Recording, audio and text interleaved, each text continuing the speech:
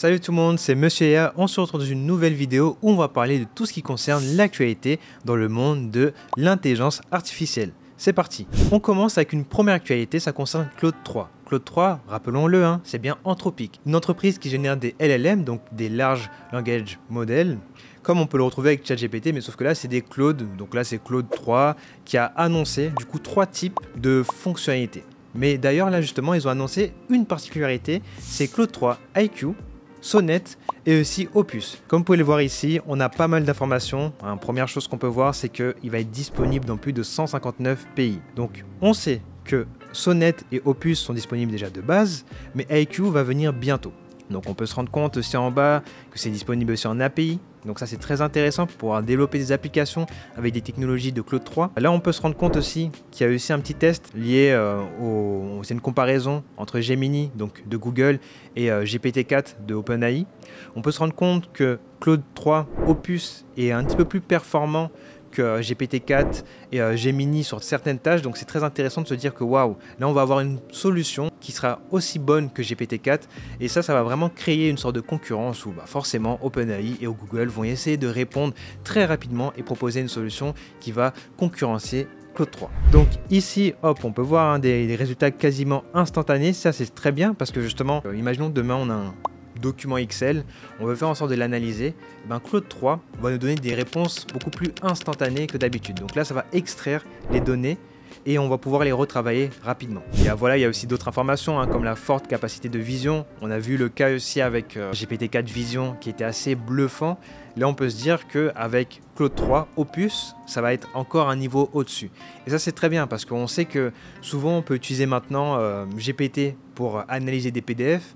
Et là, avec Claude 3, c'est aussi la même utilisation. Au niveau de Claude 2, on avait pas mal de refus. Voilà, on pouvait se rendre compte que on lui demandait de faire une tâche, il nous disait non, c'était pas possible, etc. Avec Claude 3 Opus, surtout, on peut se rendre compte qu'on va être aux alentours des 10%. Et la version IQ qui va sortir bientôt sera en dessous des 10%. Donc là, c'est très bien parce qu'on va pouvoir avoir le maximum des réponses et avoir le moins de refus.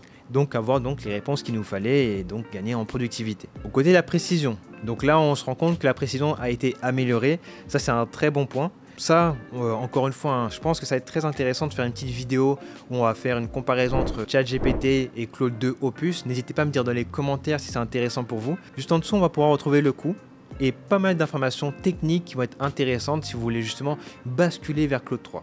Donc ne vous inquiétez pas, tout sera dans la description. Actualité suivante. Elon Musk poursuit Sam Altman et OpenAI pour une histoire de trahison. Qu'est-ce qui s'est passé?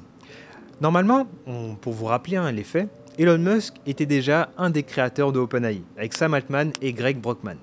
Après, il a quitté justement l'aventure pour ces raisons. Et là, il poursuit OpenAI et Sam Altman. Pourquoi? Donc, on va vous l'expliquer simplement.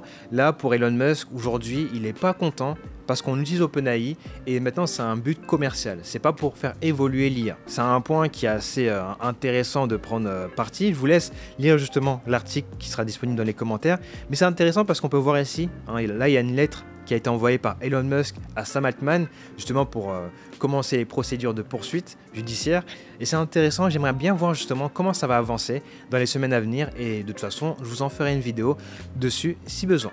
Bon, vous avez tous vu Sora. Sora, pour rappel, c'est la version d'OpenAI qui nous permet de générer des vidéos. Ce qui est très intéressant de se dire, c'est que forcément, il y avait déjà Runway. Il y avait déjà aussi d'autres outils qui étaient assez puissants pour faire ce genre de génération de contenu. Et là, on a aussi maintenant un gouvernement qui s'intéresse à la partie génération de vidéos. Et c'est la Chine. Donc forcément, la Chine a lancé OpenSora. Donc vous pouvez le voir ici. Ils ont commencé à détailler pas mal d'informations dessus, aussi comment elle va fonctionner. Ce qui est intéressant de se dire, c'est que là, on va rentrer dans une ère où une entreprise va essayer d'améliorer, que ce soit la partie vidéo, la partie photo, la partie image, la partie avatar, etc. Et tous les autres vont essayer de suivre.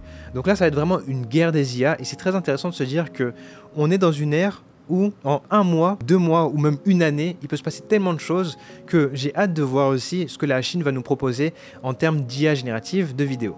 Mistral a annoncé 2 informations qui vont vraiment faire avancer les choses de leur côté. Bon, la première information, c'est le fait qu'ils ont créé un partenariat mondial avec Snowflake. Snowflake, c'est quoi? Comme vous pouvez le voir sur mon écran, c'est une startup d'hébergement de données dans le cloud. Et ce qui est intéressant, hein, forcément, quand on fait entraîner des IA, on a besoin de grosses puissances de calcul. Et le fait que ça soit sur le cloud, ça nous permet aussi de libérer de l'espace, on va dire, de notre immeuble et pouvoir l'utiliser pour pouvoir accueillir de nouvelles personnes. Donc ça, c'est très bien. Forcément, leur partenariat ici est très intéressant et c'est un partenariat qui est très stratégique parce que ça va permettre aux clients de Snowflake d'accéder directement à des modèles de langage les plus puissants de Mistral.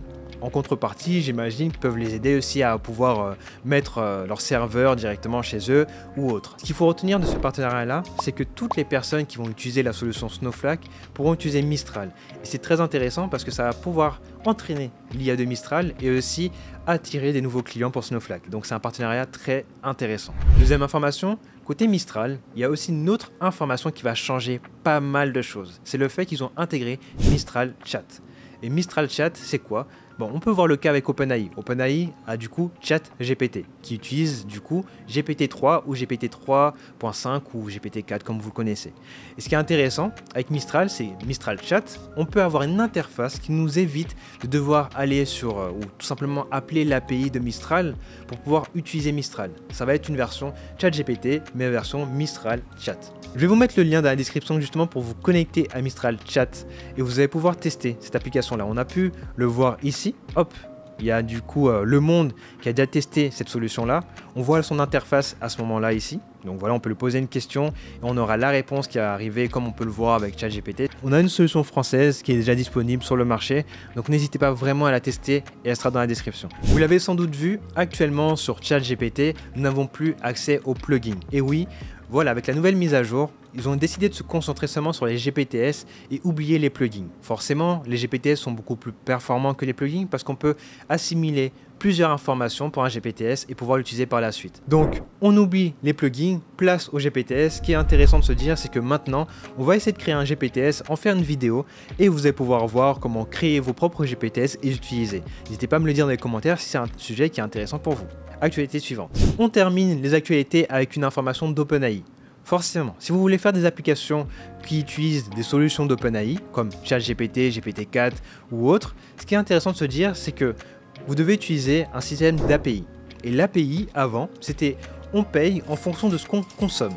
Là, ils ont changé un petit peu leur business model. Pourquoi? Parce que forcément, on pouvait retrouver dans des cas où voilà, on n'avait pas fait attention et hop, notre facture d'OpenAI devait monter très haut. Pourquoi? Parce qu'à chaque fois qu'on faisait des calls API, on devait payer à chaque fois. Cette fois-ci, ils nous ont proposé de faire quelque chose qui est assez différent. Imaginons demain, je me dis que j'ai besoin d'utiliser 20 € par mois sur OpenAI pour mon application. Et bien là, on va mettre directement 20 € et ça va utiliser les 20 € petit à petit. Et dès qu'on va arriver aux 20 €, on ne pourra plus utiliser l'application. C'est en contrepartie quelque chose qui est assez dangereux parce qu'il faut être très vigilant. Il faut se dire, ok, il faut quand même suivre donc, mon utilisation d'OpenAI pour éviter que comme par hasard, voilà, on arrive en fin de journée, il y a la possibilité de continuer à utiliser mon application, le soir l'application ne fonctionne plus. Donc ça sera intéressant de se dire, ok, je vais mettre des rappels dessus et je vais faire en sorte de me dire, ok, si je suis à 18 € et que j'ai mis ma limite à 20 €, que je commence à réinjecter de l'argent petit à petit dessus. C'est un moyen de mettre à disposition l'API à tout le monde qui souhaite mettre de l'argent dessus, mais c'est aussi un moyen de stopper l'utilisation excessive des API d'OpenAI. On arrive à la fin de la vidéo, merci d'avoir regardé la vidéo jusqu'au bout, n'hésite pas à liker, commenter et partager cette vidéo, n'hésite pas à me dire dans les commentaires ce qui t'a plu dans ces actualités, aussi de rajouter les actualités que tu as sur le monde de l'intelligence artificielle. Bon, on se dit à la semaine prochaine pour une nouvelle vidéo, que ce soit sur les actualités ou sur un nouveau test d'une IA, et donc n'hésitez pas à me dire aussi en commentaire si vous avez un besoin particulier pour que je le tourne et que je le fasse en vidéo. C'était Monsieur IA, on se dit à la semaine prochaine, allez, ciao!